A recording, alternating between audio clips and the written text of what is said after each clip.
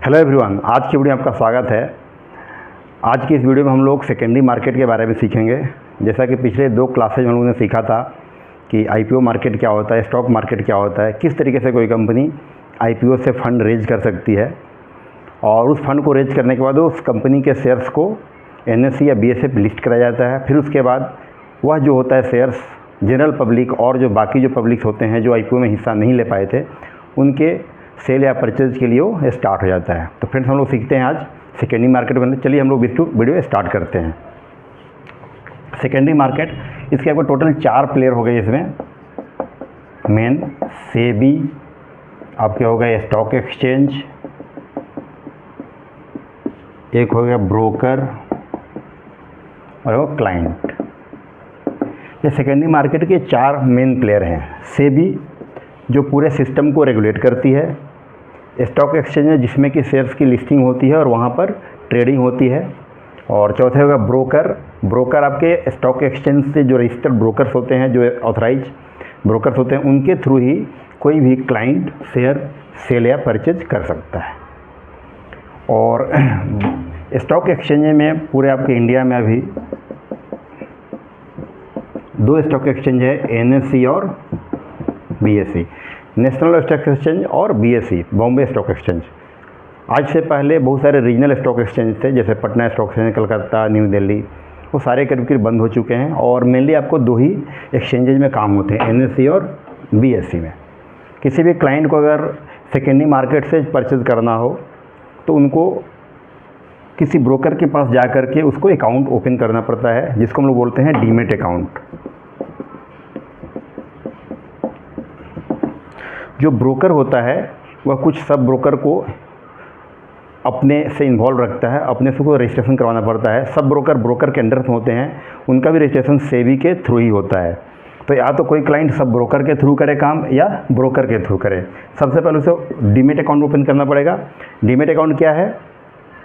ये उसी तरह का अकाउंट है जैसे कि आप अपने पैसे को जमा करने के लिए बैंक में अकाउंट खोलते हैं, जिसमें का पैसे का लेन देन करते हैं। और डीमेट अकाउंट हो गया जिसमें कि आपके सिक्योरिटीज़ ट्रांजैक्शन होते हैं। जैसे आप किसी स्टॉक को आपने बाई किया तो स्टॉक डीमेट अकाउंट में ही आपका पड़ा रहेगा। एक तरह से आपका लॉकर है जिसमें कि आपके शेयर्स हिल रहते हैं। अगर कोई शेयर इससे निकालना होगा, अगर किसी ने बाई किया है तो इससे आपके डीमेट अकाउंट से आपके निकल करके उसके जिसने बाई किया है उसके अकाउंट में वो चला जाता है शेयर्स। जब कभी भी हम एनएसई या बीएसई में ट्रेड करना चाहते हैं, मैंने अपना डीमेट अकाउंट खोल लिया, उसके बाद क्या करना है कि आपको क्लाइंट आईडी एक मिलता है जिसके थ्रू आप कोई भी स्टॉक पंच करते हैं। आज के डेट में जो भी ट्रेडिंग होती है आपका इलेक्ट्रॉनिक फॉर्म में होती है, तो आपको उस ब्रोकर का मोबाइल एप्लीकेशन मिल जाएगा या आपका लैपटॉप में जो एप्लीकेशन है उसको आप डाउनलोड करते हैं, उसमें आप अपना सौदा पंच कर सकते हैं।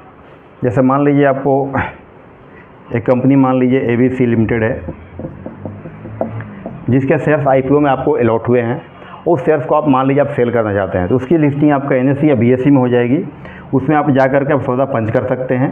अगर आपको बाई करना है तो प्लस कीजिए और सेल करना है तो माइनस कीजिए। क्वांटिटी जो होगा मिनिमम आप 1 क्वांटिटी में खरीद सकते हैं और जिसके प्राइसेज जो वैरी करते हैं 5 पैसे या 1 पैसे के फॉर्म में वैरीज करते हैं। सपोज कि जो आईपीओ का प्राइस था मान लीजिए 50 रुपीज़ पर शेयर करके था और इसकी जो लिस्टिंग हुई सपोज कीजिए आपका 60 रुपीज़ के आसपास हुई। लिस्टिंग मीन्स हुआ जब प्राइमरी में अलॉटमेंट के बाद वो शेयर्स किसी ने सेल करना चाहा तो उससे जो मार्केट में डिमांड आ रही है वो 60 रुपीज़ पे आ रही है। मतलब इस प्राइस जो आपका उसको इंक्रीज हुआ है 10 रुपये। अगर वो सेल करना चाहता है तो 60 रुपये उसका सेल हो सकता है। तो इसमें जो इंक्रीज या डिक्रीज होता है वो 5 पैसे के फॉर्म में एनएसई पे होता है और बीएसई में 1 पैसे के फॉर्म में होता है, या कोई भी हो सकता है 5 या 1 पैसे के पास। 60 रुपये 5 पैसे, 60 रुपये 10 पैसे, इस तरीके से आपका हो सकता है। क्वांटिटी आप मिनिमम 1 क्वांटिटी से लेकर के कितना भी क्वांटिटी बाई कर सकते हैं। कोई भी नए इन्वेस्टर को मार्केट में इंटर करने से पहले जितनी हमने जानकारियाँ बताई हो तो ध्यान में रखना ही चाहिए। उसके अलावा आपको 2 जानकारियाँ और मैं बता रहा हूँ। एक है मार्केट इंडिसेस। जब भी आप मार्केट में इंटर करते हैं तो आपको देखना पड़ता है कि मार्केट में माहौल क्या है। मार्केट में तेज़ी का माहौल है, मार्केट में मंदी का माहौल है। तेज़ी मीन्स ज़्यादा लोग खरीदार हैं जो कि ज़्यादा पैसे देने के लिए तैयार हैं। तो मार्केट में बहुत सारी कंपनियों की लिस्टिंग होती है। अगर इंडियन मार्केट की बात करें करीब 4000 एक्टिवली ट्रेडेड कंपनीज़ हैं, तो आपको 4000 कंपनीज़ के प्राइसेस को ट्रैक करना काफ़ी मुश्किल काम है। इसलिए जो सेबी ने है काफ़ी सारे इंडिसेज बनाए हैं, जैसे आपका निफ्टी 50 हो गया।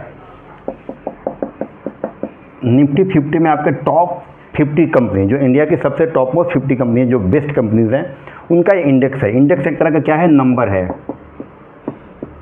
इस नंबर में उतार चढ़ाव होता है, जिससे कि आप पता करते हैं कि मार्केट में सेंटीमेंट क्या है। अगर उस इंडेक्स में बदलाव पॉजिटिव फॉर्म होता है, मतलब अगर इंडेक्स का भाव बढ़ता है, दैट मीन जनरल माहौल तेज़ी का है। इसका मतलब ये नहीं कि 50 कंपनी के अलावा और सारी कंपनियां भी तेज़ी से बढ़ रही हैं। मतलब जनरल माहौल तेज़ी का है, कोई कंपनी घट भी सकता है, कोई बढ़ भी सकता है, लेकिन जनरली आपका तेज़ी का माहौल है। अगर इंडेक्स घटता है तो आपको मान के चलना कि थोड़ा जनरल माहौल मंदी का है, घटने का मार्केट है। इस तरह बहुत सारे इंडिसेज हैं, जैसे आपका मिड कैप हो गया, फिर आपका स्मॉल कैप इंडेक्स होता है,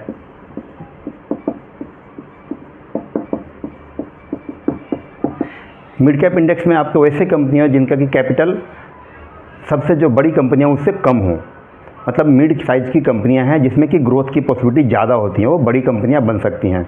इसमें थोड़ा सा रिस्क ज़्यादा होता है, क्योंकि ये छोटी कंपनियां होती हैं, उससे उतार चढ़ाव इसमें ज़्यादा होते हैं इसके शेयर प्राइस। और एक इंडेक्स है आपका स्मॉल कैप इंडेक्स, जिसमें कि काफ़ी छोटी कंपनी, इसका मार्केट कैप काफ़ी कम होता है। हम लोग मार्केट कैप की बात करेंगे इसके बाद। जो छोटी कंपनी इसमें लिस्टेड होती है, इसमें भी आपका ज़्यादा रिस्क होता है, इसमें ज़्यादा उतार चढ़ाव होता है। इस तरीके से हम लोग इस इंडेक्स के उतार चढ़ाव से हम जनरली पता कर सकते हैं कि मार्केट में माहौल क्या चल रहा है। आपका एक सेक्टोरियल इंडेक्स भी है, जैसे IT इंडेक्स है।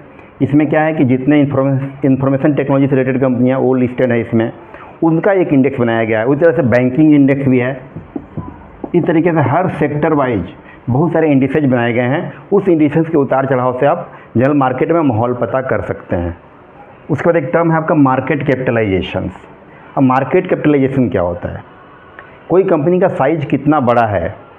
अगर मान लीजिए आपको कोई कंपनी है, जैसे टाटा मोटर है।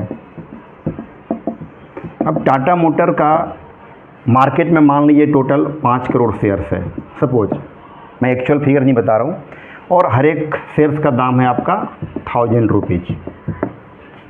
तो अगर हम टोटल शेयर्स का वैल्यू निकालें, इसके टोटल आउटस्टैंडिंग शेयर जो भी मार्केट में शेयर हैं, तो टोटल हो जाएगा आपका 5000 करोड़। मैंने 5 करोड़ और 1000 रुपीज़ जो शेयर का प्राइस चल रहा था उसको मैंने मल्टीप्लाई कर दिया, मतलब पूरी टाटा मोटर कंपनी की वैल्यू कितनी हो गई, 5000 करोड़। ये होता है मार्केट कैपिटलाइजेशन। तो जिन कंपनियों का मार्केट साइज 500 करोड़ 1000 करोड़ से कम है, वो हम लोग मानते हैं कि स्मॉल कैप है। उससे थोड़ी सी बड़ी हो गई तो मिड कैप हो गया, और जिनके 50,000 करोड़ से ज़्यादा हो गए वो आपके लार्ज कैप में आ जाते हैं। इस तरीके से हम लोग देख सकते हैं कि कौन सी कंपनी का मार्केट कैप कम है, कौन सी मार्केट कैप अधिक है। इस तरीके से आप सेग्रीगेट करके अच्छे कंपनियों का आप चुनाव कर सकते हैं। हम लोग नेक्स्ट क्लास होगा उसमें हम लोग बताएंगे, हम लोग सिखाएंगे कि किस तरीके से आप थोड़ा सा ध्यान दे करके कौन सी कंपनी अच्छी है, कौन सा कंपनी का फ्यूचर अच्छा हो सकता है, उसको आप जान सकते हैं। और जनरल अवेयरनेस, मतलब बहुत ज़्यादा आपको पढ़ने लिखने की ज़रूरत नहीं है, उससे आप पता कर सकते हैं कौन सी कंपनी बढ़िया है जिसके आप शेयर्स बाई कर सकते हैं। फ्रेंड्स, ये जो मेरा क्लास था सेकेंडरी मार्केट का क्लास, ये आपका सेकंड क्लास चल रहा है। फर्स्ट क्लास मैंने 2 लेक्चर दिया था, इस क्लास का ये पहला लेक्चर है। इसमें और एक लेक्चर आएगा जिसमें कि आपको सेकेंडरी मार्केट के बारे में अच्छे से जानकारी मिलेगी। फिर उसके अगले क्लास में हम लोग फ्यूचर और ऑप्शन मार्केट सीखेंगे, डेरिवेटिव्स मार्केट, और फिर उसके बाद करेंसी मार्केट, और फिर हम लोग कमोडिटी मार्केट, और फिर लास्ट में आपको बताया जाएगा कि कैसे हम लोग एक अच्छा सा कोई पोर्टफोलियो बिल्ड कर सकते हैं। ये आपको होगी बेसिक ट्रेनिंग, जिसमें आपको कोई भी इन्वेस्टर अगर मार्केट में इंटर करना चाहता है, इतना उसको जानकारी होनी ही चाहिए, मिनिमम आपको नॉलेज इतनी होनी चाहिए। उससे ज़्यादा नॉलेज आपको लेंगे तो और आपके लिए फ़ायदेमंद होगा। फिर हम लोग उसके आगे बहुत सारे क्लासेज आपको देंगे जिसमें कि आप बहुत सारी चीज़ें सीख सकते हैं। फ्रेंड, जो भी मेरे चैनल पर नए हैं जरूर चैनल को सब्सक्राइब करें और बेल आइकन को जरूर प्रेस करें, जिससे कि वीडियो की नोटिफिकेशन आपको मिल जाए। और अगर वीडियो पसंद है जरूर उसको शेयर करें, लाइक करें और कमेंट करें। फिर मिलते हैं नेक्स्ट वीडियो में।